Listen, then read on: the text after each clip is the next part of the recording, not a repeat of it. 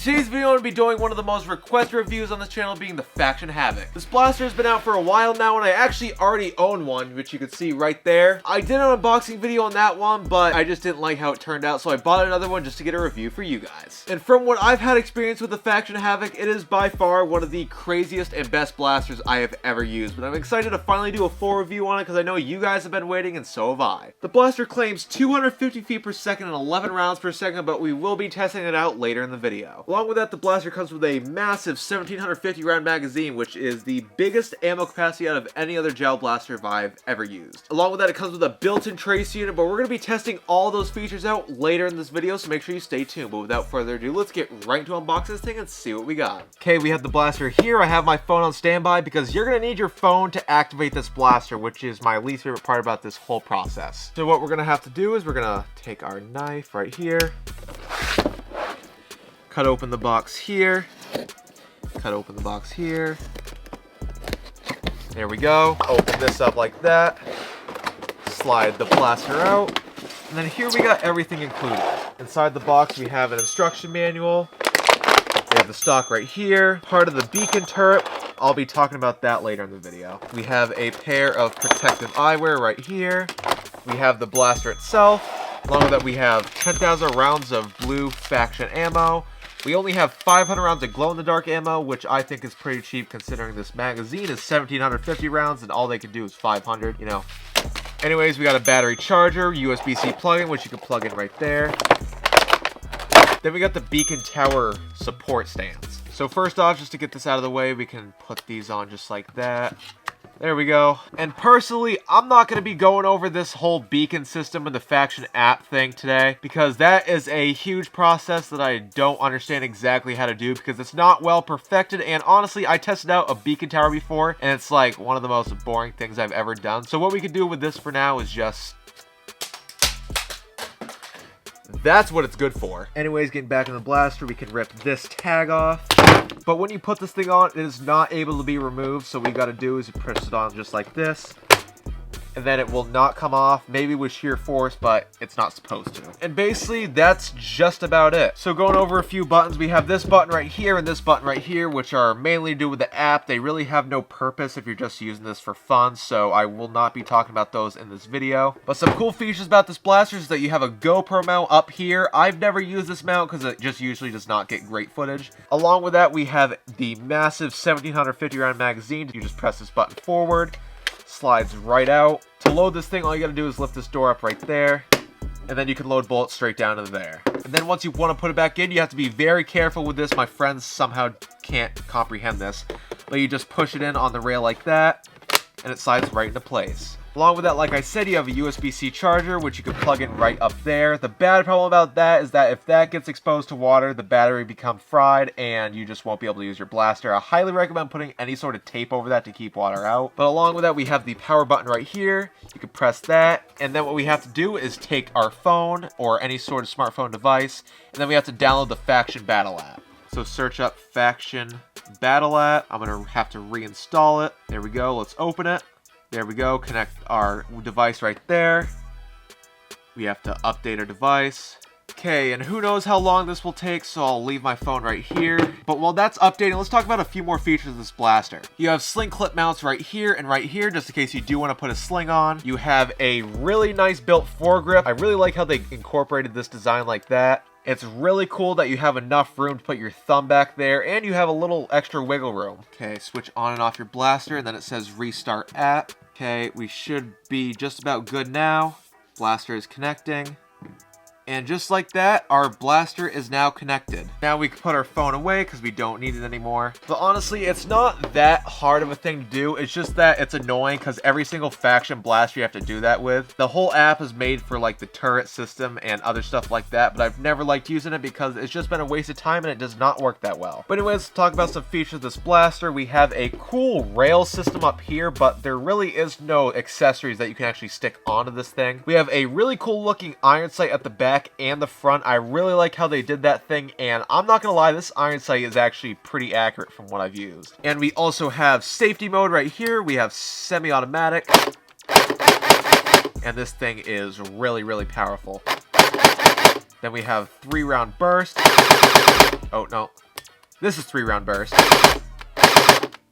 And then we have full auto. Thing is an absolute monster, and I could just feel the power of this blaster already. We have blue illuminated lights up here, which I really don't like when using it at night, but any other part of the day, it's not that bad. I honestly just think it's a waste of battery. But overall, I really love the design of this thing. It's a really, really big blaster, and it also has quite a bit of weight to it. But it's not something that you would just get tired carrying around, because it does weigh probably 3 to 5 pounds if I were to guess. So not bad at all, but definitely heavy for a blaster. But anyways, without further ado, let's get right into the FPS and accuracy test and see how great the performance on this blaster is. Okay, we got the blaster here. I charged it up quite a bit, but I have no idea why these lights keep blinking blue for whatever reason. Not the biggest problem for me right now, so let's get right to the FPS test and see how fast this blaster shoots. Shot 1, 238.3. Shot 2, 239.5. Shot 3, 230.1. Shot 4, 238. And shot 5, 229.8. Really, really high FPS coming out of this blaster. Some of the fastest FPS I've seen in a blaster so far. But anyways, put it on full auto. See how fast this thing shoots. Shooting right around 10 rounds per second. Not that 11 round per second claimed average, but still pretty good. But now without further ado, let's see how accurate this blaster is. Okay, at some point within moving the camera around, this thing now is showing green. Honestly, I don't really care about the color of these lights because I never use this thing at night. But anyways, let's see the accuracy of this blaster.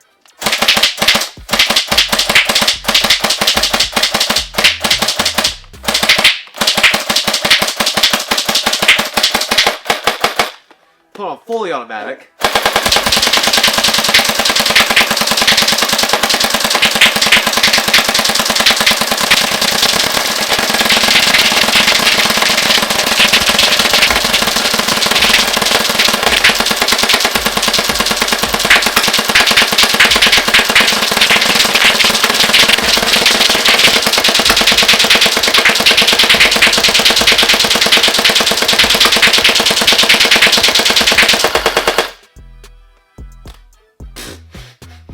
I love this thing so much. As you might have saw, I shot out around 1,500 rounds of ammo just on that test alone. There was a few misfeeding errors, but 1,750 rounds of ammo and only misfeeding a few times was actually pretty impressive. Let's assess the results of this. So as you can see, rip the target there, rip the target there.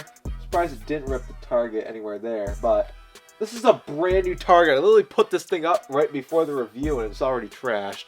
As you can see, we had pretty good groupings. It wasn't the greatest grouping. It wasn't what I was expecting. But for blaster shooting this fast, you kind of have to expect that bullet inconsistency because of how much power it has and how light the bullets are. But definitely a ton of fun to shoot. And during Gel Blaster Wars, having that much ammo comes in handy quite a bit. But anyways, let's get this thing loaded up with some glow-in-the-dark ammo and see how it shoots. And for whatever reason, this thing's blinking blue again. But as you can see, the trace unit in the bottom is already lit up for the most part. We got some ammo in there. Let's see how this thing shoots at night. Pull on full auto.